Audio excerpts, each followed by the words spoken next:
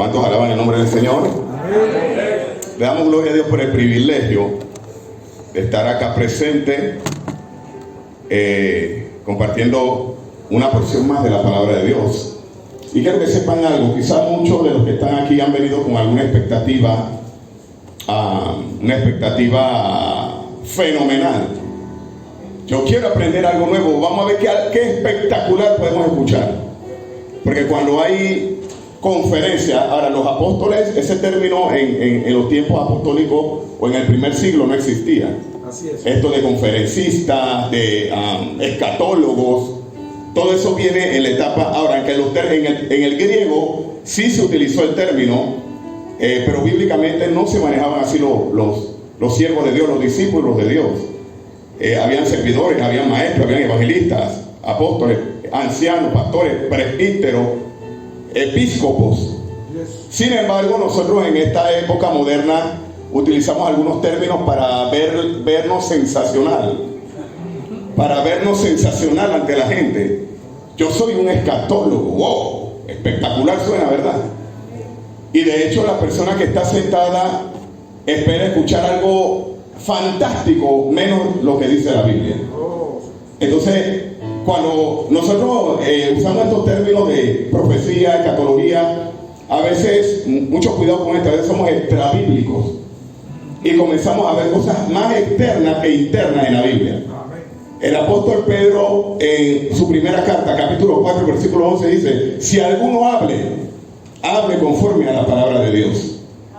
Si alguno hable conforme a la palabra de Dios. Y sigue añadiendo: y si alguno ministre conforme al poder que Dios le ha dado. ¿Para que quién? Para que Cristo sea glorificado. Amén. Es decir, que nosotros como predicadores, evangelistas, maestros, etcétera, tenemos que hablar la palabra de Dios. Y no obstante, el apóstol Pablo a los Corintios, en su primera carta, capítulo 4, versículo 6, dice: no añadas, si alguno añade a esta palabra, o no añade más allá, o no ir más allá de lo que está escrito. Es la parte A del texto. La parte A del texto dice: así como lo he enseñado y se lo he dicho a Apolos, y Apolos era un prominente, un elocuente, un hombre fantástico, venía de la escuela de Alejandría. Sin embargo, el apóstol no le impresionaba eso, porque el apóstol dijo: no añadas a su palabra, no ir más allá de lo que está aquí escrito.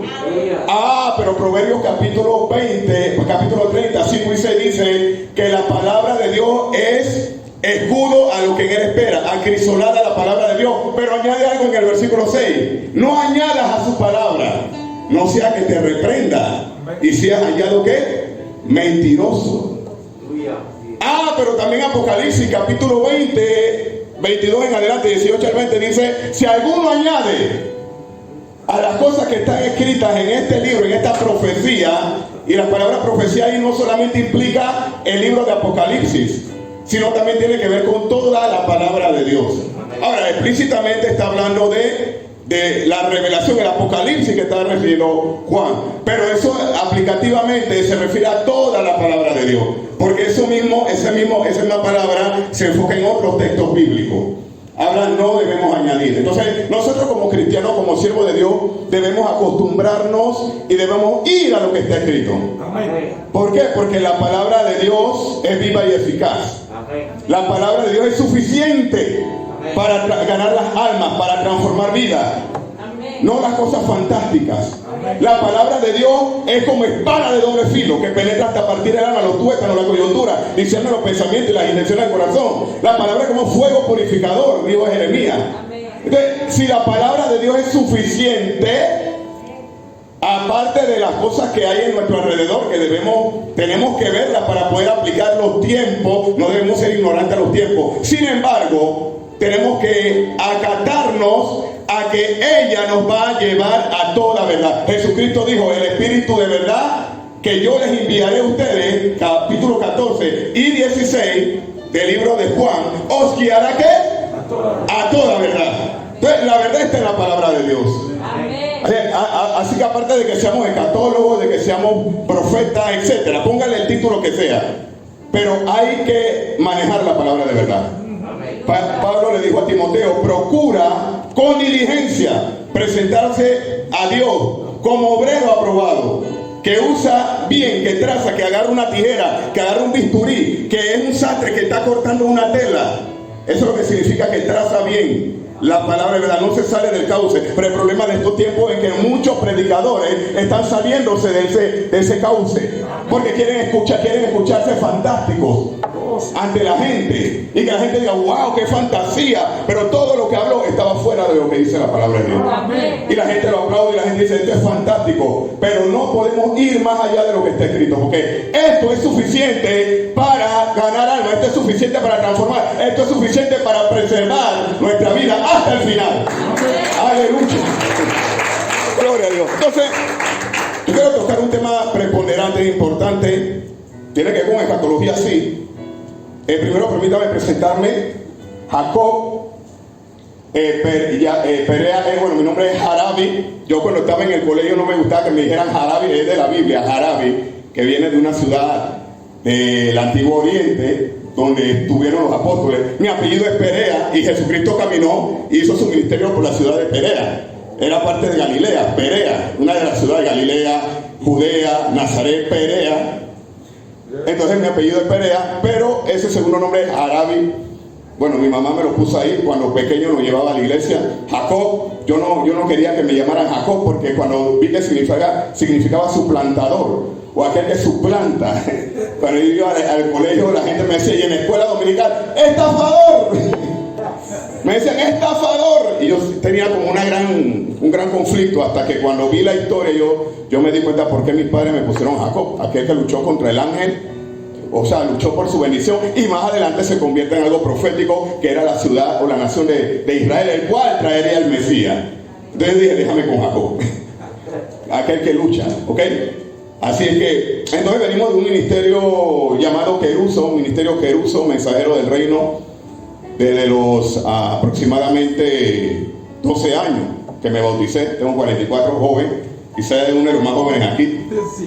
Pero fuimos en el ministerio creciendo, gracias a Dios, y hasta la edad de los 16 años que empecé a predicar, y el Señor nos fue llamando. Mi hermana, toda la familia nacimos en el Evangelio. Mi hermana es pastora en la ciudad de Panamá también. Sus hijos son ministros del Señor. Uno predica, evangelista, la otra canta, es directora de jóvenes, la otra canta también. Y bueno, y crecí también en la música, crecimos en la música, etcétera, la batería, algo de piano, no tan experto como el varón acá, pero bueno, crecimos en eso hasta la edad de los 19, 20 años, que me fui metiendo en la predicación, y bueno, amé la palabra de Dios y me alejé un poco de la música, pero gloria a Dios que bueno, por medio de esto decidimos seguir adelante en la obra de Dios. Y quisiera hablarles de otra cosa más de mí, pero bueno, vengo a hablarles de Cristo.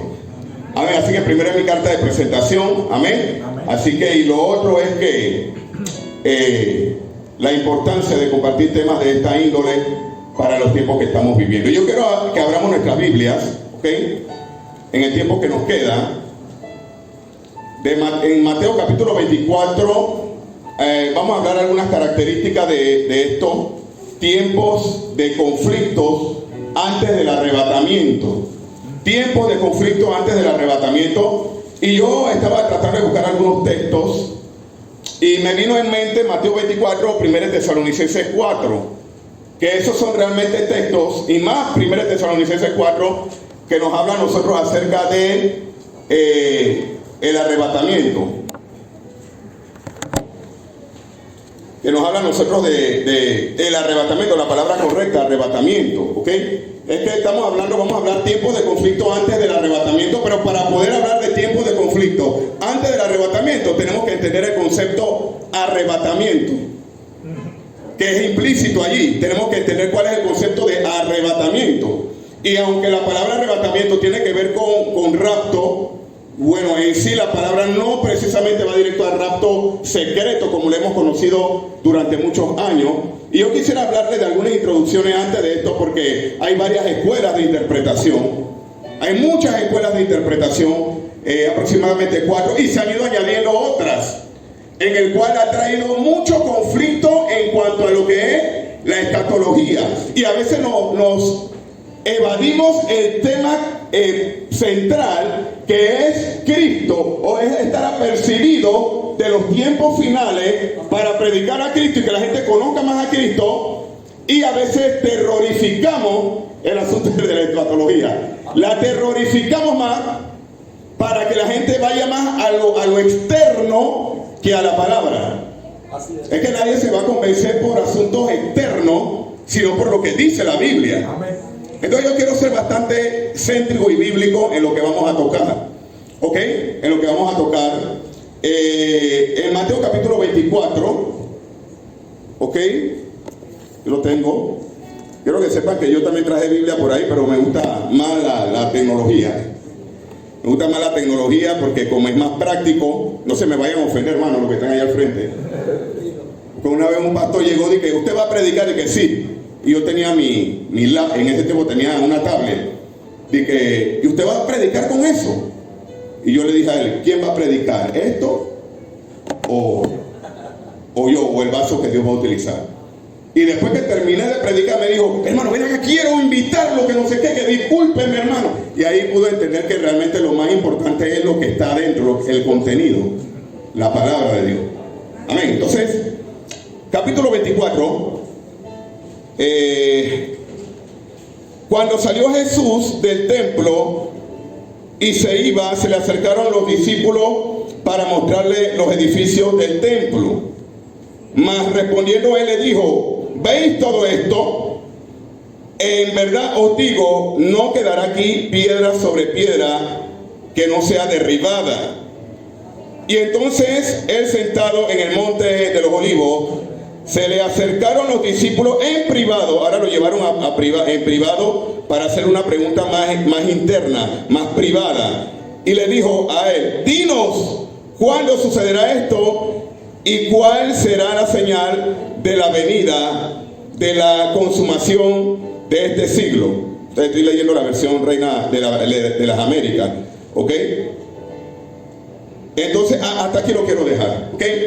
Entonces, tiempos de conflictos antes del arrebatamiento, y este capítulo en sí es una característica o es un enfoque de las cosas o de las señales que van a ocurrir antes del arrebatamiento, que tiene que ver antes del arrebatamiento, pero aún así también habla de la segunda venida de Cristo. Claro, en Lucas, en los evangelios sinópticos, habla acerca de esto. En los evangelios sinópticos, en Marcos es un poco más corto, fue el primer libro, el primer evangelio, el primer libro de los evangelios en orden cronológico. No fue Juan, no fue Mateo, perdón, fue Marco. Marco recibe información de Pedro, ¿ok? Y Marco le da información a Lucas y a Mateo acerca de Cristo. Por eso se llama evangelio sinóptico, aquellos que son oculares, aquellos que ven, aquellos que tienen como algo en común.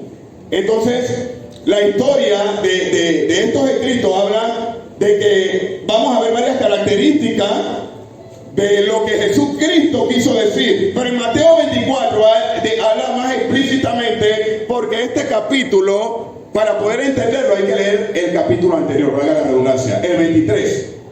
Nosotros, para aprender a interpretar un texto bíblico, tenemos que hacer una exégesis. Tenemos que hacer una exégesis de lo que viene anteriormente hablando Jesucristo. Y Jesús estaba hablándole a los fariseos y a los escribas, los estaba reprendiendo. Los ayes de los fariseos y los escribas. Y usted lo ha leído en todo el capítulo 23.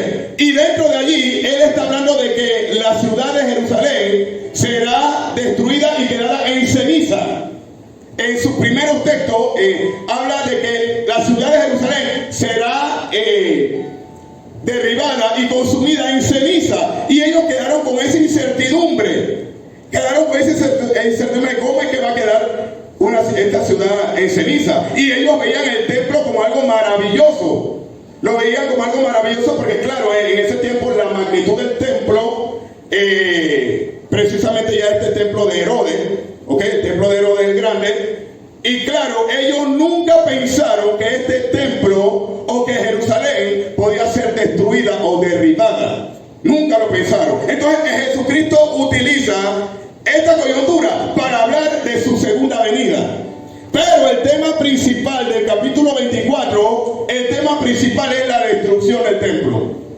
Más que hablar de las señales externas, porque claro, ahora vamos a ver más adelante esto de los terremotos, vamos a hablar esto de los falsos maestros, también voy a tocar algo de lo que es la nueva era, el nuevo orden mundial, el Opus Dei. No quiero profundizar mucho en eso, ¿ok? Pero todo está porque estamos en tiempo moderno. Y todas estas cosas han venido canalizando a causa de lo que ya Jesucristo estaba diciendo. Pero el tema principal es, vuelvo y repito, la destrucción del templo.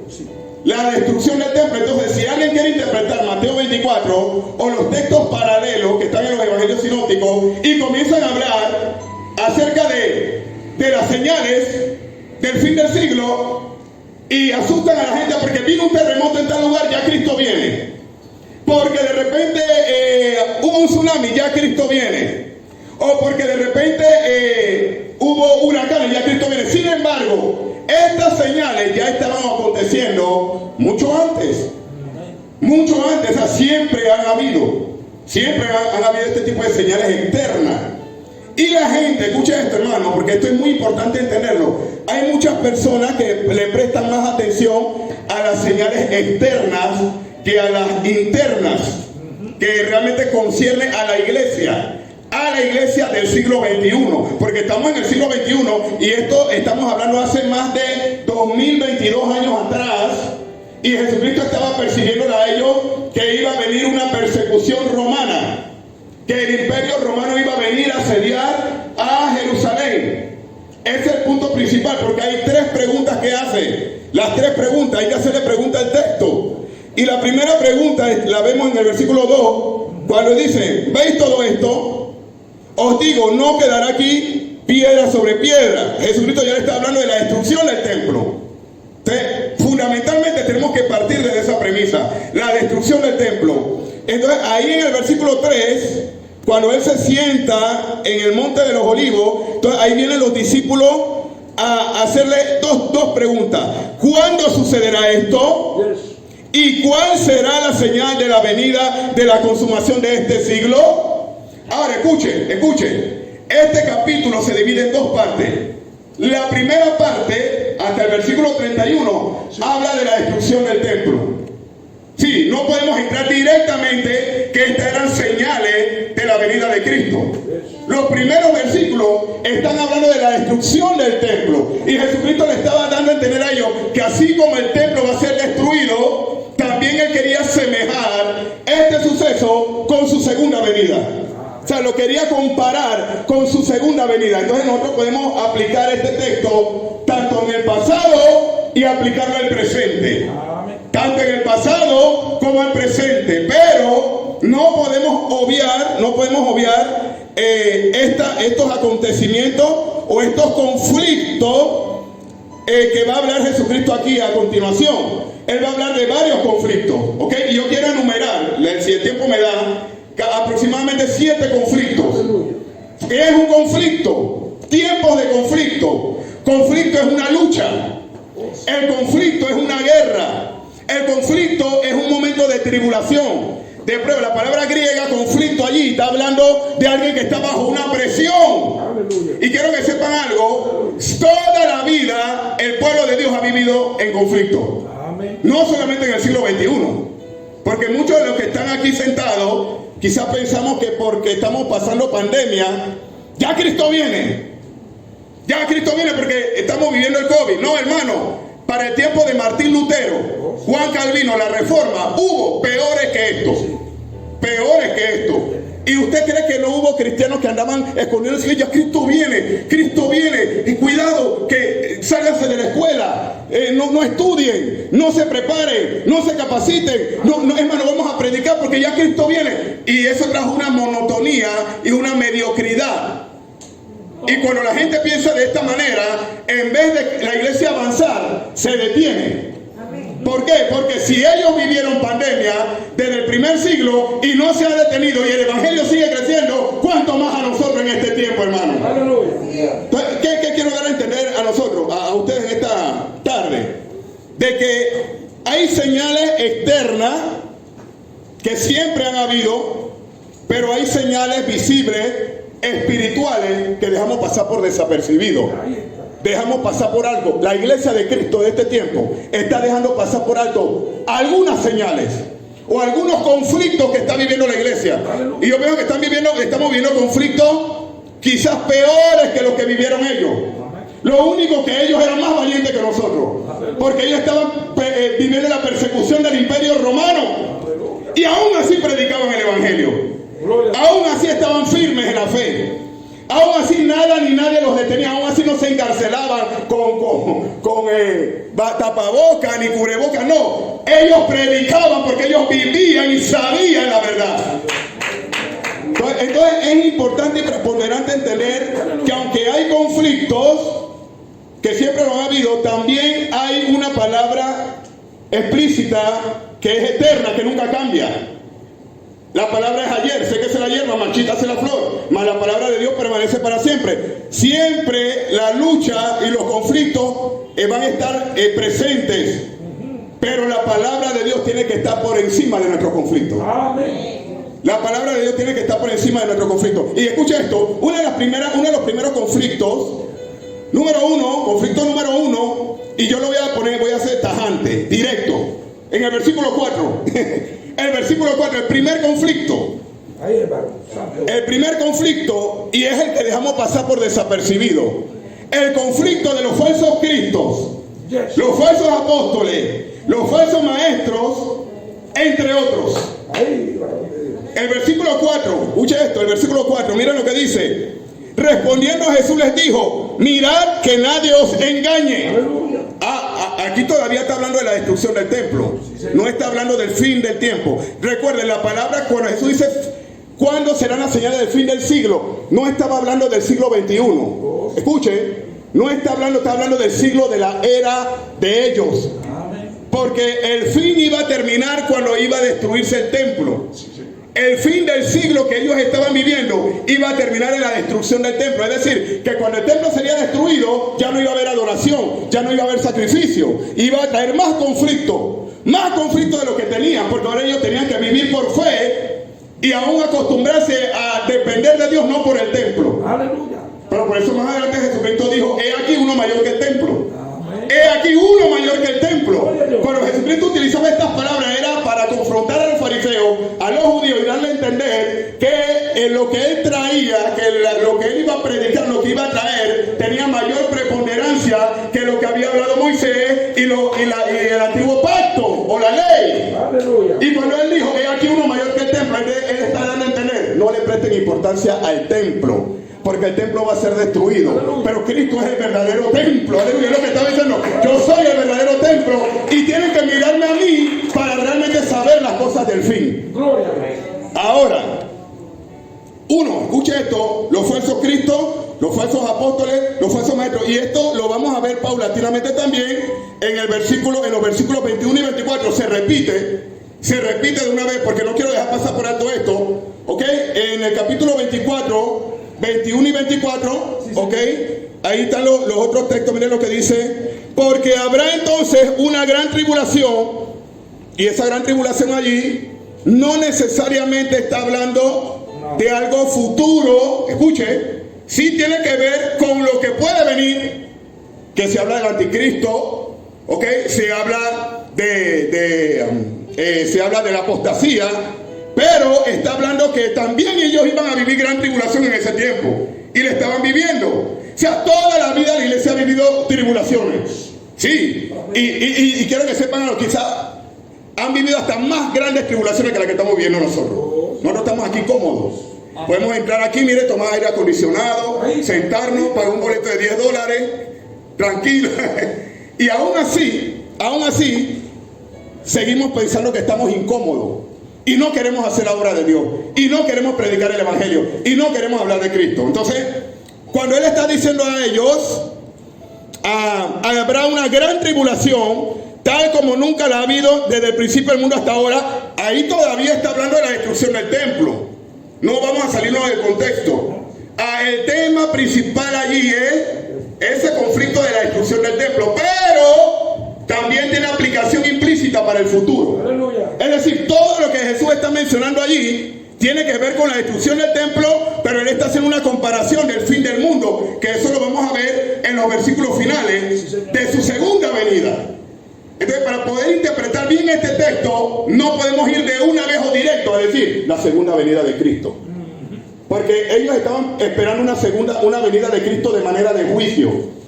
Ellos están esperando una venida de Cristo de juicio para Jerusalén. ¿Por medio de quién? Del Imperio Romano.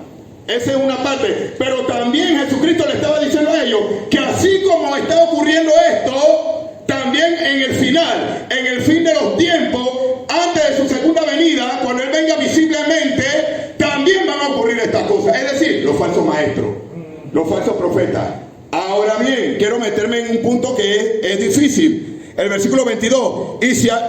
Y si aquellos días no fueran acortados, nadie se salvaría. Todavía, también está hablando allí, está hablando todavía ahí de la destrucción del templo. Porque miren, más adelante él le va a dar detalles a ellos qué tienen que hacer para huir. Amén. Huyan a los montes. Escapen a los montes. ¿Usted cree? Lógicamente, vamos a poner la imaginación. ¿Usted cree que Jesucristo, para hablarle de algo en el siglo XXI o los siglos que vengan, él le va a decir a ustedes lo que tienen que hacer? Si viene el arrebatamiento, si viene el anticristo, nadie va a poder escapar. Amén. Entonces, cuando él está diciendo a ellos, huyan a los montes, las mujeres que están encintas van a pasar gran páramo, parafraseando, el que se le cae una capa no recogerla. Él le está diciendo a ellos, ustedes pueden huir, pueden escaparse del Imperio Romano. Pero al final de los tiempos, escuche esto, aleluya, para aplicarlo para el futuro, nadie se podrá escapar de la ira de Dios. Amén. Entonces, por eso tenemos que entender bien el contexto. Ahí está hablando precisamente de esa destrucción del templo. Y le está diciendo, ustedes pueden escapar de esa. Pero tengamos cuidado, porque si nos afianzamos a esta, y el que se quede aquí al final, escuche, antes que Cristo venga, o antes que venga el arrebatamiento, no podrá escapar. No sé si me está captando. Literalmente aquí sí podían escapar, porque Jesucristo todavía le está dando detalles de la destrucción del templo. Pero muchos de nosotros lo hemos interpretado siempre que los que se queden en la gran tribulación pueden esconderse. ¿Sí, sí o no? Pueden esconderse. Y interpretan ese texto. No, pueden, el que se le cae una túnica, el que si están dos moliendo, uno será tomado y el otro dejado. Pero ahí literalmente está hablando de este acontecimiento que iba a pasar, ¿ok? Y ellos tenían que estar apercibidos. Como en este tiempo también la iglesia tiene que estar preparada. ¿Pero para qué? En esta ocasión, para la segunda venida, para el arrebatamiento. Entonces, si usted no está preparado, puede entrar en un gran conflicto. El verdadero conflicto es no estar preparado. Okay. Más que un conflicto teológico, o sea, más que un conflicto externo de las cosas que están ocurriendo, el verdadero conflicto para el cristiano es no estar preparado. Porque aquí lo preponderante es que tienes que estar preparado. O sea, Jesucristo le estaba diciendo a ellos, prepárense. Amén. Y el mismo llamado que le hizo a los discípulos, le está diciendo a la iglesia del siglo XXI, prepárate. Amén. Pero hemos visto una iglesia que está dormida y está permitiendo falsos profetas y falsos maestros. Esto no se toca mucho. Amén. Pero hay que decirlo. Hay que decirlo, ¿por qué? Porque el versículo 23 dice, entonces si alguno os dice, mirad aquí está el Cristo y ahí está, no le creáis. No le creáis. Y eso lo vemos en Marcos 13:21, en Lucas 21:8, ¿okay? En los evangelios sinópticos. Y no obstante, en 2 Tesalonicenses, capítulo 2, versículo 3, mira lo que dice ahora Pablo hablándole a los de Tesalónica, que también estaban viviendo el mismo conflicto. En Tesalónica estaban viviendo el mismo conflicto. ¿Cuál? El de los falsos maestros. Le estaba hablando ahí del hombre de perdición, el hijo de perdición. Le dice que nadie os engañe en ninguna manera, porque no vendrá sin que primero venga la apostasía y sea revelado el hombre de pecado, el hijo de perdición. Él está diciendo a los de Tesalónica que también estaban viviendo en un tiempo de ¿qué? De apostasía, que más adelante vamos a ver el término a qué se refiere. Y ellos estaban permitiendo falsos maestros, falsos apóstoles. Lo mismo que estamos viviendo hoy, hermano. Amén. En el primer siglo estaba. No cambia nada. Habían o hubo falsos maestros. Entonces, el primer conflicto en la iglesia Yo quería empezar de menos a más, pero voy a empezar primero con fuego. El primer conflicto que habla aquí, y quiero determinar, es el de los falsos maestros y falsos profetas que están entrando de manera inmiscuida, con labia, con léxico, con palabras sofisticadas, con cualquier cantidad de predicación, y muchos cristianos le están creyendo. Hay muchos cristianos que entran en conflicto teológico y doctrinales por escuchar a los falsos maestros.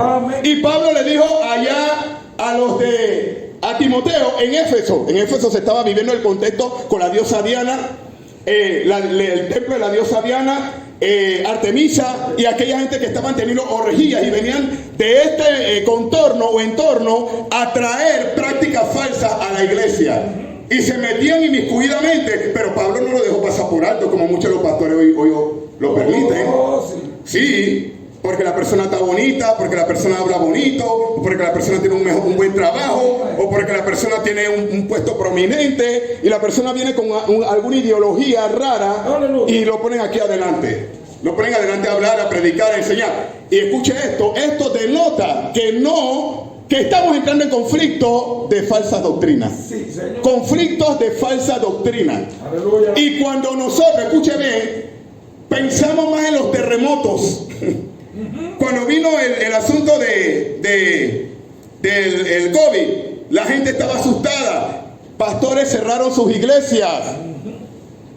Trejos, pastores cerraron sus iglesias y dijeron, ahora vamos a tener iglesia virtual, porque es más cómodo, ya no vamos a tener más conflictos de esta índole, y así nos sentimos cómodos. Entonces aquí podemos denotar cuál es la manera correcta en la cual están fundamentados muchos cristianos. Amén. Si están fundamentados realmente en la sana doctrina o están fundamentados en doctrinas de hombres. Amén. Entonces, ¿qué pasa?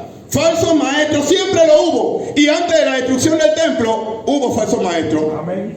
Antes de la destrucción del templo hubo falsos maestros. Estaba Teudas y estaba Judas. En Hechos capítulo 5 lo habla. Sí, Teudas. Y dice que agarró un montón de gente y la reunió. Y cuando él murió, todo el mundo se dispersó. Oh, sí. Eso es lo que hacen los falsos maestros. La gente los sigue por lo fantástico que suenan, hermano. Usted sabe por qué esto aquí no mucha gente se llena en eventos como estos. Amén. Porque la gente no quiere escuchar la sana doctrina. Amén. La gente quiere escuchar cómo prosperar, cómo llenarse su bolsillo, cómo ser fantástico, cómo triunfar en la vida, etcétera. Pero nadie quiere escuchar qué te depara el futuro en Cristo Jesús y cómo la iglesia tiene que vivir para ser arrebatada realmente. Pues para que nosotros entendamos, un conflicto importante es prestarle atención a los falsos maestros. Pablo dijo en el capítulo 20 de Hechos, después de mi partida vendrán falsos maestros que no perdonarán el rebaño. Aleluya. Jesucristo le estaba diciendo años anteriores, y aproximadamente 40 años después el apóstol Pablo estaba hablando de esto, despidiéndose de ellos allá los atenienses.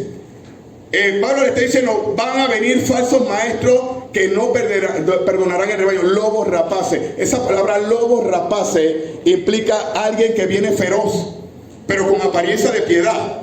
El mismo apóstol Pablo también usa la misma palabra a los de Corinto. Le da igual, les dice a ellos, tengan cuidado con los falsos maestros.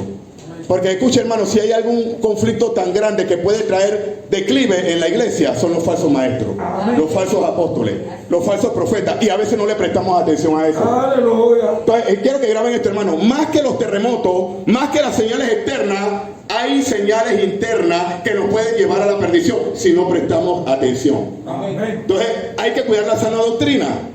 ¿Ok? El apóstol, Hechos capítulo 2, 42 dice, y ellos perseveraban en la doctrina de los apóstoles. ¿En qué perseveraban ellos? En la doctrina de los apóstoles. Por ende, nadie puede engañar a una iglesia que persevera en la sana doctrina. Sí, vendrán con apariencia de piedad, pero negarán la eficacia de ella. Todo lo que proviene fácil y con palabras sofisticadas y con ideología de hombre se deshace. Pero el que permanece en la palabra de Dios, cielo y tierra pasarán, mas su palabra no pasará. Amén. Entonces, esa es la primera señal. Falsos maestros, ¿ok? Y quiero hablar de dos más, pues, para finalizar. No quiero que dejen pasar por alto 1 de Juan capítulo 4 versículo 1, porque ahí está hablando de los últimos tiempos. Escuche, cuando hablamos de los últimos tiempos, la gente cree que en el siglo XXI esos son los últimos tiempos. No.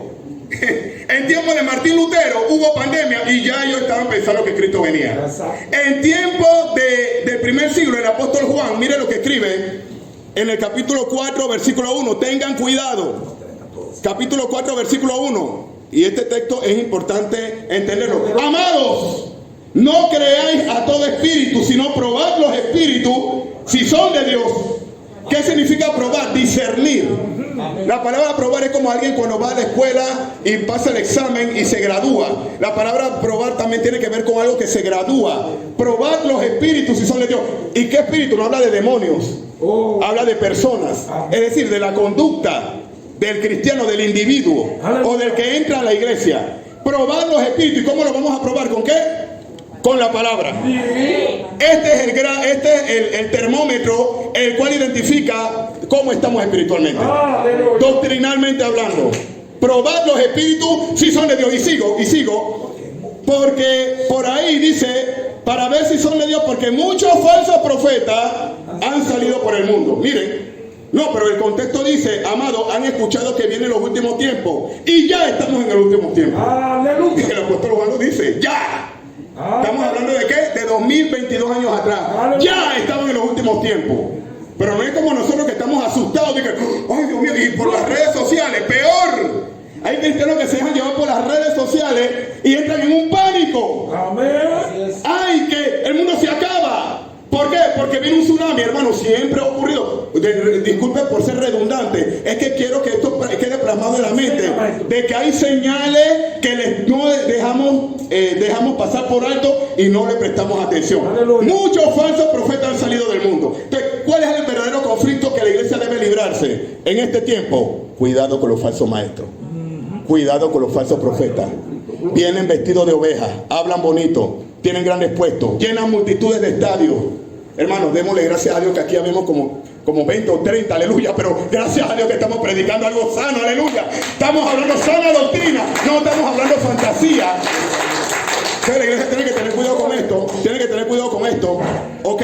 Entonces, todos los papados, hermanos, los falsos cristos, el anticristo en 1 de Juan, capítulo 2, versículo 21 y el capítulo 4, son los únicos textos explícitamente que hablan del término anticristo.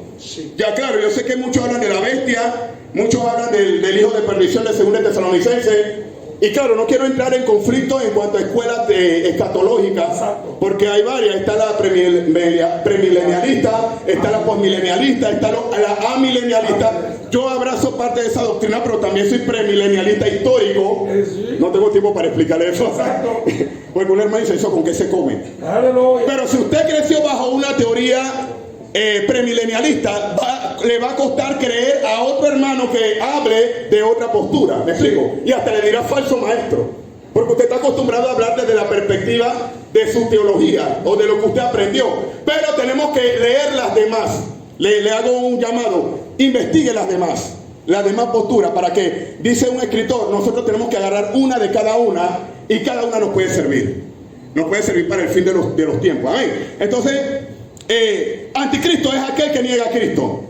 Todo aquel que niega a Cristo desde los tiempos antiguos hubo anticristos, hermano. Hubo. Nerón era un tipo de anticristo. Nerón, Diocleciano, Domiciano, años 60 hasta el año 100, persiguieron a la iglesia, eran anticristos. Y cuando el apóstol Pablo dijo, muchos falsos cristos han salido. Anti es aquel que niega a Cristo, son falsos maestros. Anti, aquellos que confiesan que Cristo no vino en carne, son anticristos. Y no precisamente, hermano, porque hay hermanos que quizás están esperando a alguien que venga en el futuro. Pero antes de que alguien venga en el futuro, cuidado, que usted se está dejando llevar por el que está en este tiempo. Anticristos, niegan a Cristo. Todo aquel que niega a Cristo es un anticristo. Amén. Negadores de Cristo, falsos profetas, llámese testigos de Jehová, que niegan a Cristo, niegan a Cristo, llámese mormones, niegan a Cristo, ¿ok? Algunos otros grupos, ciencia cristiana, ¿ok? Trascendentalmente, han negado a Cristo. Y el apóstol Juan dice, todo aquel que niega a Cristo es que anticristo. Entonces, antes de pensar, yo tengo la plena seguridad de que va a venir en el futuro alguien que va a dominar, que va a querer dominar el mundo, porque eso lo podemos ver en este tiempo. Lo podemos ver, lo podemos visualizar por las cosas que estamos viviendo. Un nuevo orden mundial. Yo lo creo. ¿Por qué? Porque el hombre siempre ha buscado poder. El hombre siempre quiere buscar poder. El hombre quiere siempre dominar el mundo. Sin embargo, escuchen esto, es cuando más la iglesia tiene que estar arraigada a la palabra de Dios. Porque estos se pueden inmiscuir en la iglesia, pero también vienen del mundo. El apóstol Juan dice, vienen del mundo y entran a la iglesia. Pero también dice, salieron de nosotros, pero no son de nosotros. Porque si hubieran sido de nosotros, hubieran permanecido. Oh, aleluya, aleluya. Entonces no se ponga a llorar por alguien que se fue al mundo, se perdió. Es que nunca había conocido a Cristo. Nunca, porque el apóstol mismo dice, los que no le conocieron y los que se perdieron fue porque nunca le conocieron. Pero el que le conoce, Juan dice, Cristo en la alegoría de Juan 10 dice, los que tú me diste, nadie se perdió. Porque el que está en Cristo, nadie le arrebata, Jesús dijo, nadie las arrebatará de mi mano porque son mías. Somos los que guardamos la sana doctrina, los que permanecemos firmes hasta el final. Diga gloria a Dios por esto, hermano. Entonces termino. El hermano quiere venir con candela. El segundo conflicto es la apostasía. El segundo conflicto es la apostasía. Y ahí mismo lo podemos ver en ese versículo, el capítulo 24, ¿ok? En el mismo capítulo 24. Miren, el versículo 6 dice, habrá guerra, rumores de guerra, cuidado, no te alarmes porque esto es necesario, pero todavía no es el fin. No es el fin, son principios de dolores.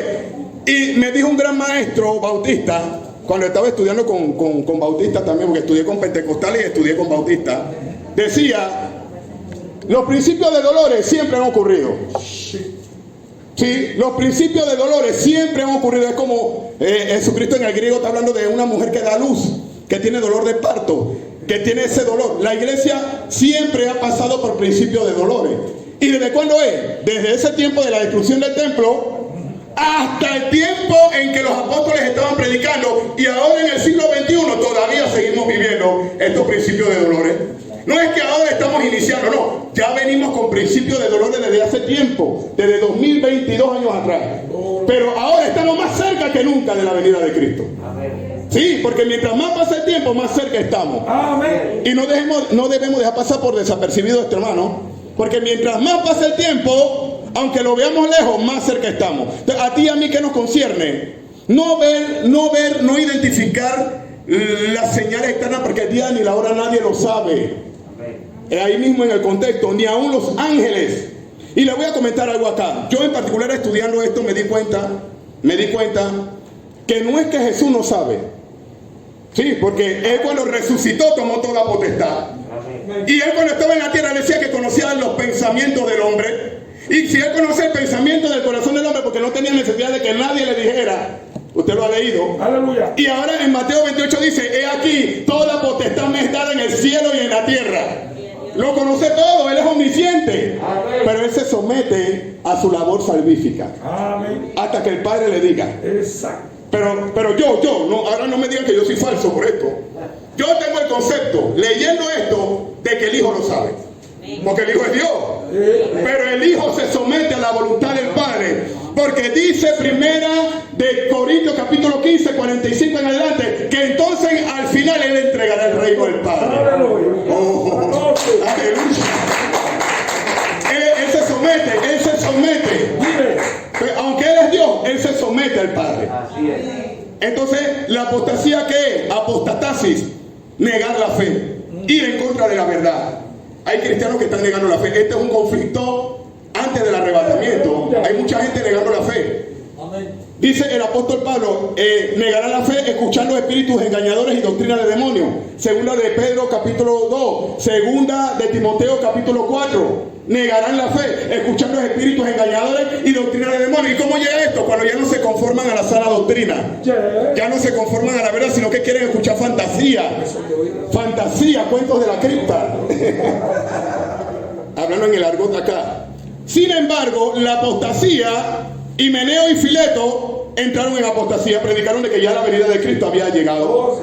Y Pablo los exhibió públicamente, hermano, porque hay un problema. El que es falso se exhibe públicamente.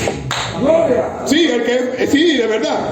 A veces nosotros que no vamos a mencionar el nombre de fulano, pero si esa persona es falsa y es falso maestro, Jesucristo les habló, le dijo generación incrédula, le dijo sepulcro blanqueado. Pablo le dijo a ellos, les llamó Himeneo y Fileto. Ellos están torturando y están manipulando y están ahuyentando a los hermanos, parafraseando. Entonces, los entregó a Satanás, ¿ok? Para que aprendan a temer a Dios y que los demás también aprendan a temer. Pero esto es cuando un falso maestro ha llegado tan profundamente y los hermanos le están creyendo. Amén. Sí, entonces, no es que es pecado decir el nombre de alguien que ya es declarado falso.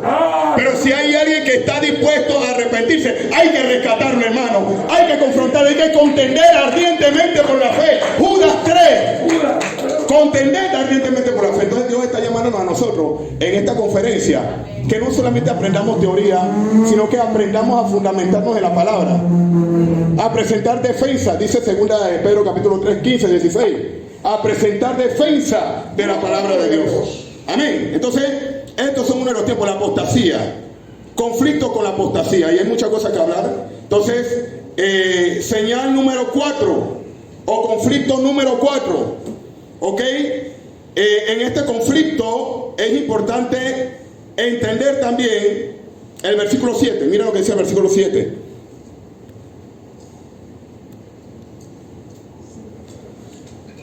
Ok, vámonos al versículo 10.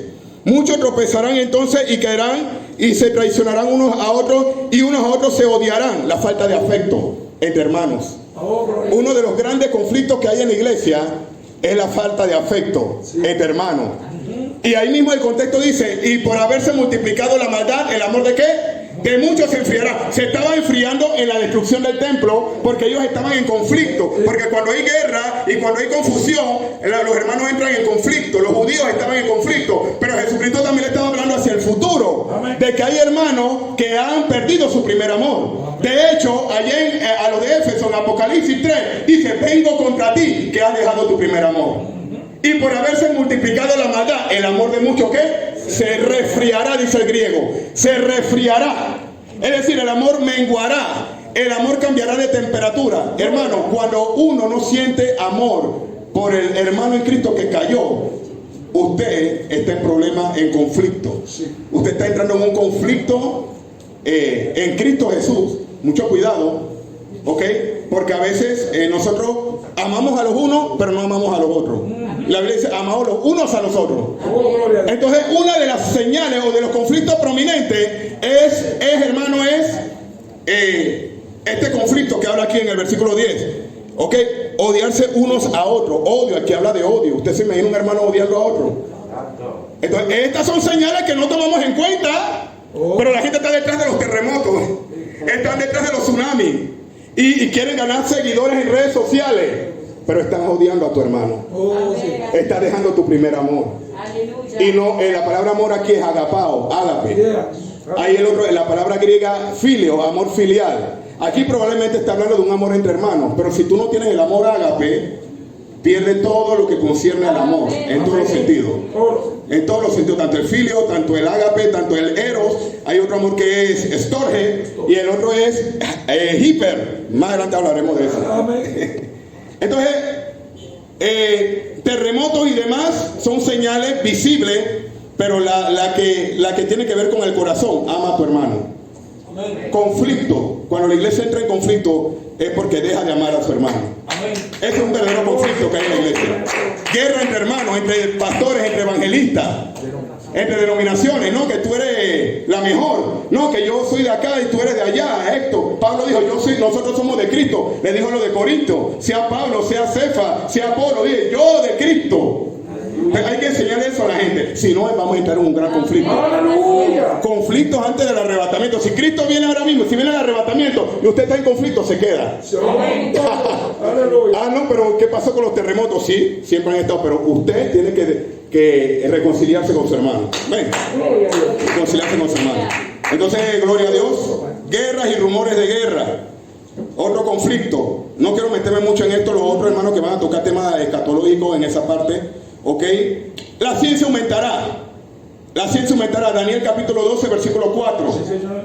Y cuando hablamos de la ciencia, esto puede ser un conflicto. ¿Por qué? Porque dentro de la ciencia también hay muchos que están utilizándola para perdición.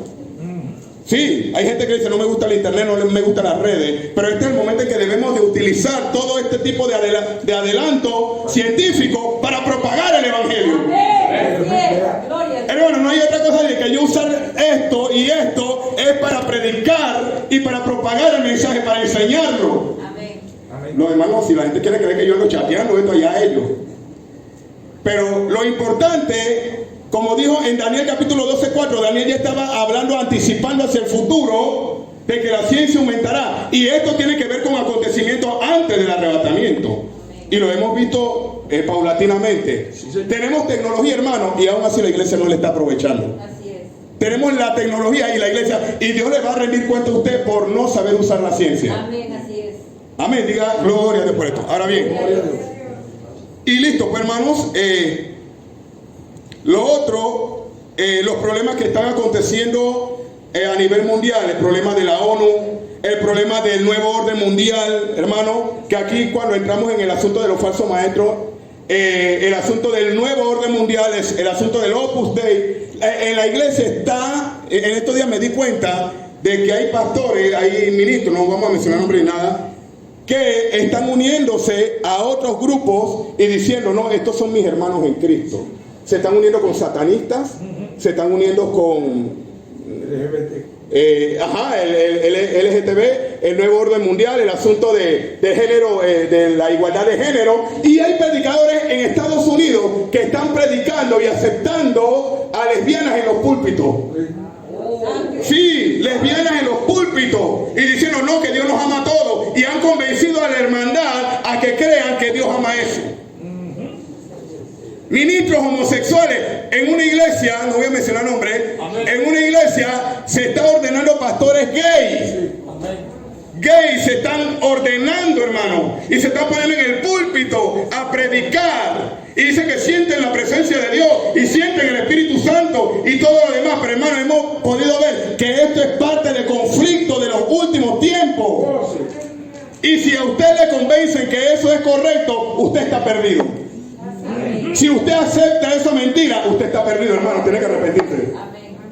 Entonces, ¿cuál es la labor de nosotros? Velar en este tipo de movimientos que están aconteciendo, que son conflictos que nos hablan a nosotros de la segunda, delante del arrebatamiento. Entonces, el arrebatamiento, hermano, la palabra arpazo, y con esto quiero terminar. Primera de Tesalonicenses 4, ahí, 4 del 10 en adelante, bueno, todo el contexto. Cuando el apóstol Pablo habló acerca de eso, era porque ellos tenían un concepto de que Cristo iba a venir ya. Ellos estaban esperando la segunda venida, y segunda de Tesalonicenses también. Pero el apóstol Pablo le dice a ellos, el Señor mismo vendrá con voz de mando y con trompeta de Dios, y los muertos en Cristo resucitarán primero, y luego los que hayamos quedado seremos arrebatados juntamente con ellos en las nubes. Pero el apóstol Pablo rehúsa hablar de cierto tipo de señales o cierto tipo de códigos, sino que Pablo lo que le está diciendo a ellos, tienen que permanecer firmes hasta el final. Pase lo que pase, esta es la manera en que el cristiano puede evadir todo lo que está pasando, hermano, manteniéndose firme en la palabra de Dios. Entonces, hermanos, antes de nosotros poder ver las cosas que están pasando alrededor, hay que mantenerse en lo que dice la palabra, en lo que dice la Biblia. Amén, hermanos.